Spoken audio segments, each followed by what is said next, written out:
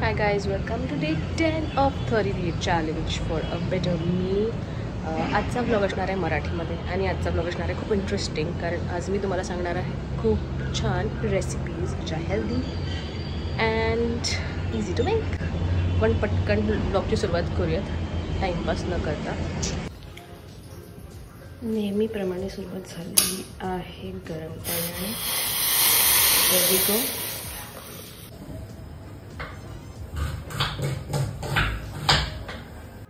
Hello, आज मी सकाळपासून coffee पिली नाही आहे, सो मी आता विचार करते मी जाऊन थोडीशी कॉफी बनवेल, कॉफी पिईल.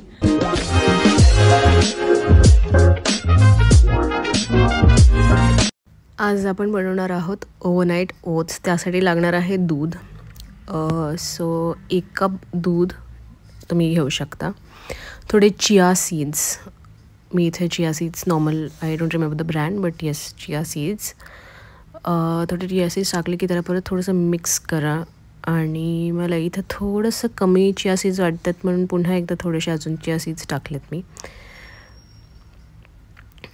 त्यानंतर तुम्हाला लागणार आहेत डेट्स. सो डेट्स हे स्वीटनरसाठी आहे. तुम्ही हे एकदम स्किप करू शकता, टाकू शकता. सो मी छोटे छोटे तुकडे करून टाकलेले आहेत डेट्स टाकून त्याला तुम्ही छानपैकी मिक्स करा. इथं मी घेतले आहेत 2 इलायकी banana.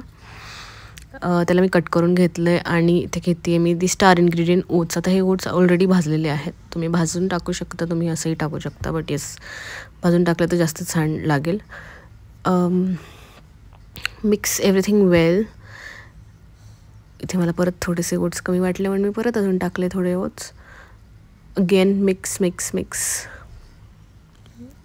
After that you can add banana or any fruit. तुम्हाला जे फ्रूट आवडेल ते तुमच्या मनावर टाकू शकता. सो जनरली काय होतं ना की फ्रूट्स सेकंड डे जेव्हा ते ओव्हरनाईट सोक होतं मग टाकायचं, पण आय लाईक बनाना आधीच. म्हणजे मला आवडतं हे आधीच सोक केलेलं दुधामध्ये.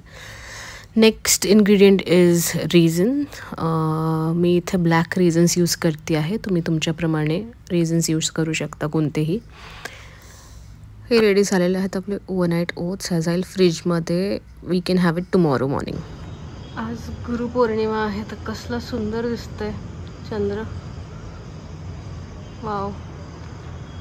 Only if the camera could capture what is it looking like. खूप सुरेख.